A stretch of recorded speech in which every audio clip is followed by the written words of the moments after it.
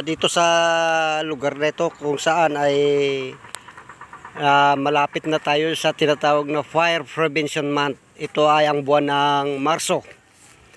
Ngayon ito sa kalsadang ito, minsan nang nasunog ang kapaligiran nito sapagkat mayroong naninigarilyo na inano na lamang yung kanyang upos na sigarilyo doon sa daanan. Hindi niya batid na itong dahong ito na tuyo ng kawayan ay madaling umupo yan dahil tuyong-tuyo na kapag ka maulit yan, may nagloko na dumaan dito sa lugar na ito at yan ay nag-ano ng nanigrilyo at hindi napansin na naano yung upos na sigarilyo. Yan ay pagliyab nito. Yan pagliyab niyan, yung yan masusunog yan hanggang doon pababa doon yan tuyong-tuyo yan yan pababa na yan. Iyan ay ang bahay doon sa baba. Magugulang na lamang na ito ay nag-apoy. Kaya hindi sa lahat ng mga pagkakataon ay nababantayan yung dumadaan dito.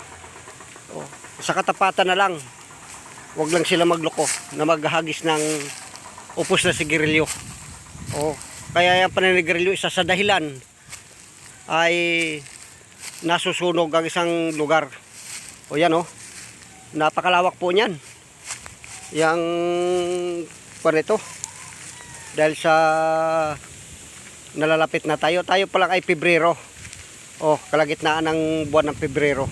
Pagdating ng March, tuyo yan, March, April na yan. Ayan sunog yan. Kaya bantayan po natin yung ating mga sarili. Makikiraan lang tayo, huwag tayong hagis ng upos na sigarilyo. Sapagkat pag nagkamali, ayan, damay-damay na yan. Hanggang sa muli po, sana magsilbing aral ang mga payot saway na ito. Kaya bantayan po natin yung mga sarili natin, lalo na sa kalugar ko dito sa Antipolo. Ayan ay huwag po tayong hagis ng upos ng sigarilyo.